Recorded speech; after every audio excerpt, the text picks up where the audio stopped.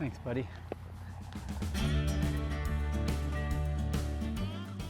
I had just come off a pretty hard performance, or poor performance, at Canyons in 2022.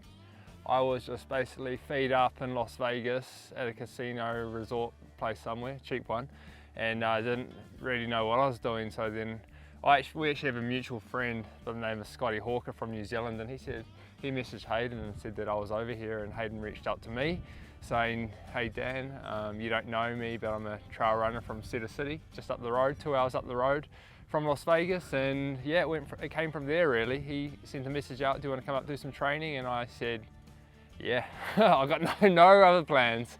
So I took a bus up the road, and basically from then we've been great mates and been getting in some really nice training together. Yeah, it started there in 2022 when he came out here to Cedar, and then me and my family actually went down to New Zealand the following winter, or our winter, their summer, in 2023, and we were able to train down there with Dan, and Dan showed us New Zealand and took care of us while we were down there, and we had a great time down there. And then yeah, we've just kind of like tried to make it a priority of ours to try to get together as much as possible to train, because we feel like we really work well together. We have the same coach now, which is great. And yeah, we've had some really good performances after we've done training blocks together. I only just started up with Robbie last year after Western States, and to be fair, before then I was basically scrounging off Hayden's program. When I came out here to train with him, I was basically following somewhat of his plan and basically listening to my body and maybe adding in a run here or there, a double day. And I met Robbie last year before Western States, actually, when Robbie came out to kind of monitor, check out the last block of Hayden's training, and we got on well, and obviously the training was working. So when I jumped on board with Robbie, well, basically pleaded for him to take me on, give me a bit of guidance in my training. And yeah, so at this stage, it's our first block together where we're going to be both under the guidance of Robbie. So we're looking forward to that over the next couple months in our lead up to Western States. Yeah, we were just going over our training plan last night actually on the next couple of weeks that Robbie set out for us. And yeah, for the most part, it's pretty much the same. There's a little bit of differences here and there depending on, Dan does a little bit more doubles than I do and just different things like that. But it's very minor differences. So for the most part, we get to train together, which is awesome. And we really feed well off each other.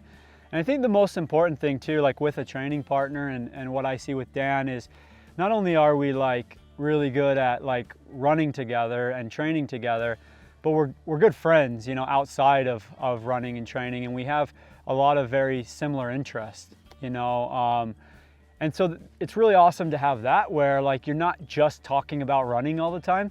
We're talking about our adventures out in the bush, hunting, fishing, doing different things like that. Our families our family dynamics are pretty similar. And so like it's really cool to have that and to be able to connect with somebody on that level as well.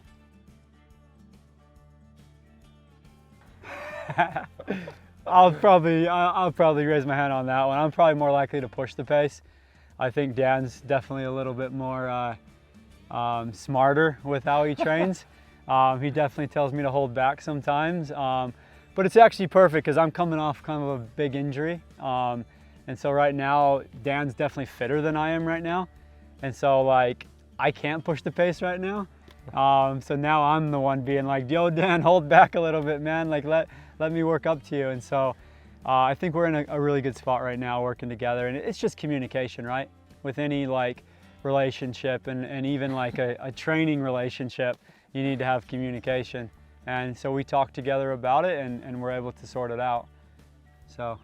Yeah, and I think, as Hayden said, we don't try and hold each other back as well. I came out to Boulder last year to train with Hayden, and for sure, you're in a great spot then, and we both have our strengths and weaknesses, right? So on the hills, Hayden was just super strong. I'm like, mate, you just go. I don't want you to try and wait for me on your workout. You go, you do what you have to do, I'll do mine. We can both go at different intensities, it doesn't matter.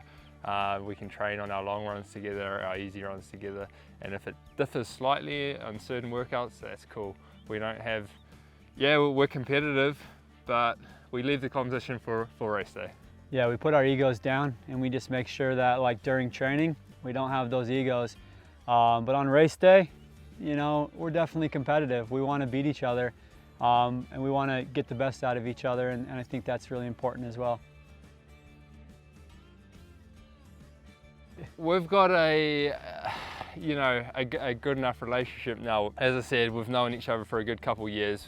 We know when it comes to crunch time, we both want the best out of each other, but we're going to do what we have to do on race day, right? So in the end, you can only do what you can do. So it doesn't matter. We don't have anything that's going to like hold us back. We're not going to be putting each other down or try and burn each other out. We're just going to go for it ourselves and get to where we need to be as best we can. Yeah, it's important, I think, to run your own race. Like Dan said, we both have weaknesses and strengths that are a bit different from one another. They work well together, but they're different. And I think you have to utilize your strengths on race day and run your own race. But like if me and Dan find each other in the race, you know, running together, or we're a bit side by side, yeah, maybe we'll work off each other a little bit, you know. But yeah, when it comes down to the end, like I expect Dan to push it and try and win and do the best that he can to do that, and I'm gonna do the same thing, right? Like I'm not gonna hold anything back, and I'm gonna make sure that I wanna win Western States more than anything, and you know, I'm not gonna let Dan win, you know, just to be nice. Like that's never gonna happen. We're not gonna hold hands crossing the finish line, basically. Yeah, exactly, exactly.